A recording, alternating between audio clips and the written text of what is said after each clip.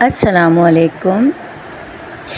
کافی عرصے کے وقفے کے بعد ہم دوبارہ ایک ساتھ ملاقات کر رہے ہیں، اور اس کی وجوہات کچھ رمضان کی مصروفیات اور کچھ صحت کی خرابی رہی، تو اللہ کا شکر ہے اب سب کچھ خیر ہے۔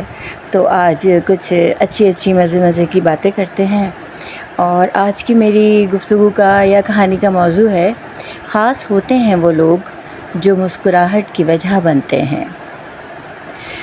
ہر روز کی طرح آج کی صبح بھی کچھ خاص نہ تھی، وہی الارم کا بار بار بجنا اور میرا اس کو بار بار بند کر کے سو جانا۔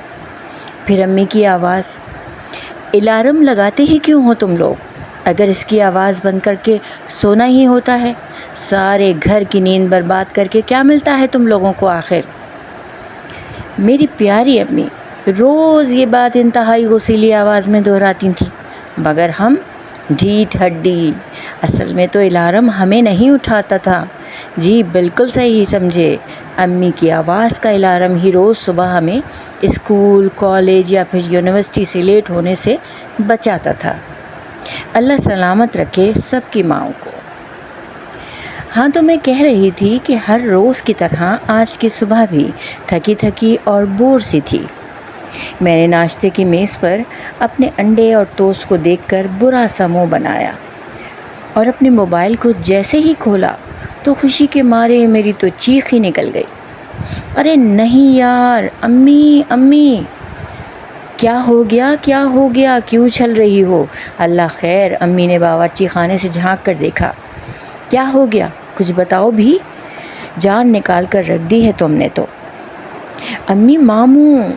امی جان، ماموں۔ امی نے کہا، ہائے اللہ خیر، کیا ہوا میرے بھائی کو؟ امی کی صورت دیکھ کر مجھے تو ہنسی ہی آ گئی،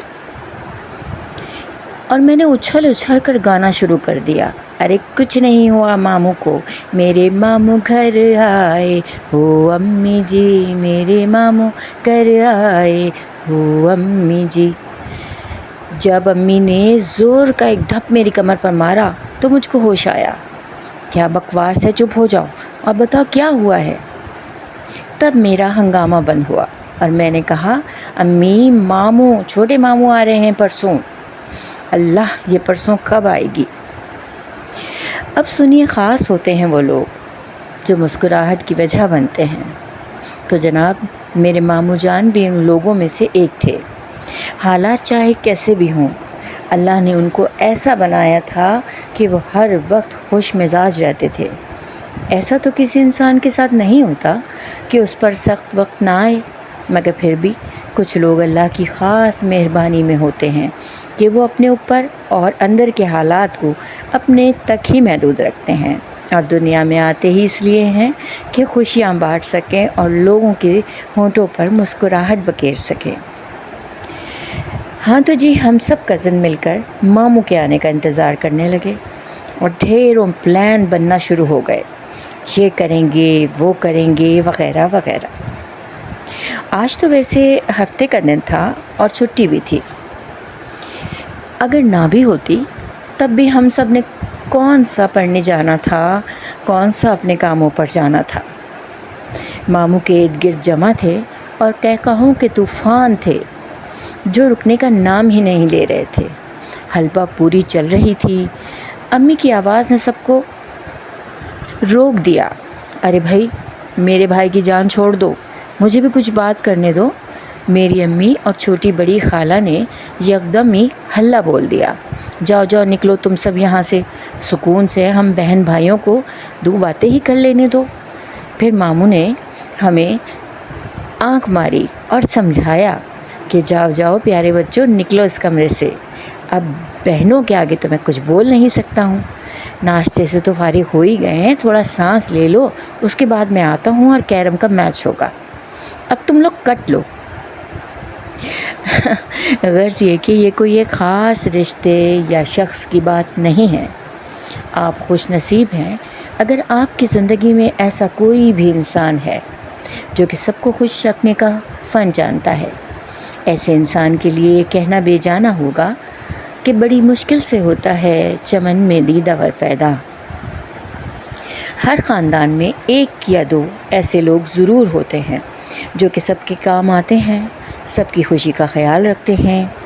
آگے بڑھ بڑھ کر لوگوں کے مسئلے حل کرنا اور اپنی موجودگی سے لوگوں کے لیے آسانیاں پیدا کرنا ان کا محبوب مشغلہ ہوتا ہے۔ میری دل سے دعا ہے کہ ہر خاندان میں موجود ایسے لوگوں کو اللہ زندگی دے، صحت دے، تندرستی دے اور ہزاروں خوشیاں دے، جو کہ دوسروں کے ہونٹوں پر مسکراہٹ کا سبب بنتے ہیں، کیونکہ وہ خاص ہوتے ہیں اور ایسے خاص لوگ اللہ تعالیٰ کم کم ہی بناتا ہے۔ شکر ہے اللہ کا کہ ہمارے پاس ایسے خاص لوگ موجود ہیں، بس ان کو سمجھنے، دیکھنے اور برتنے کی ضرورت ہے، اور اللہ کا جس حد تک شکر ادا کریں کہ ایسے نیک اور اچھے لوگ اب تک دنیا میں موجود ہیں جن کی وجہ سے دنیا قائم ہے اور ہم مشکلوں سے بچتے چلے جا رہے ہیں غیر محسوس طریقے سے۔ اچھا پیارے دوستوں، اب میری گفتگو یہاں ختم ہوتی ہے اور انشاءاللہ بہت جلد بغیر کسی وقفے کے دوبارہ حاضر ہوں گی۔ اجازت دیجیے، اللہ حافظ۔